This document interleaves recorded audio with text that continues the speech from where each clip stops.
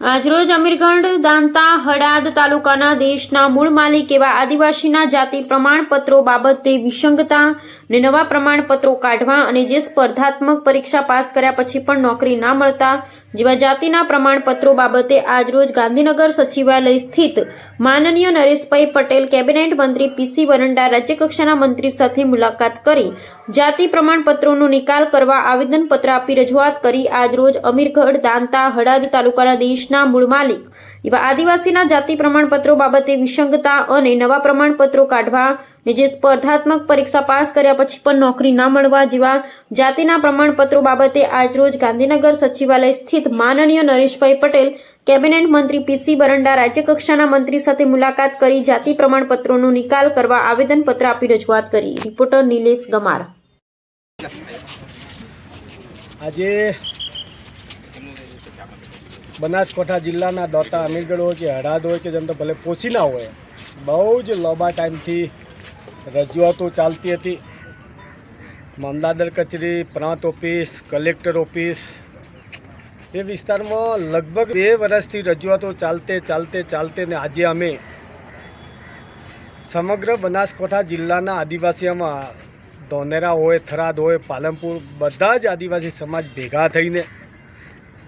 અમે એક જ મુદ્દો લઈને ચાલ્યા હતા કે ભાઈ આપણા આદિવાસીઓને દાખલાઓ બાબતમાં બહુ જ હેરાનગતિ થઈ રહી છે। આપે આપણા આદિજાતિ મંત્રી સુધી જઈએ અને આદિવાસી મંત્રીશ્રીને રજૂઆત કરીએ। એટલા માટે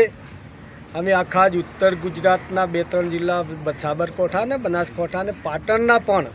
આદિવાસીઓ ભેગા થઈને આજે મંત્રી સુધી આવ્યા। મંત્રી સુધીને અમે રજૂઆત એકદમ ઝીણવટ પૂરતી કરી છે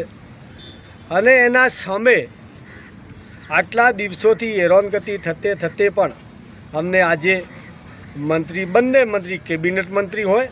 અને રાજ્ય કક્ષાના મંત્રી બંને મંત્રી હાજર હતા। એમને અમે વિનંતી કરી છે કે આપણા આદિવાસીઓ દાખલા બાબતમાં ખૂબ જ મુશ્કેલી પડી છે તો આપ ઝીણવટપૂર્વક ચર્ચા કરો, તપાસ કરો અને આ કાયમી માટે નિકાલ થાય એવી રજૂઆત કરવામાં આવી।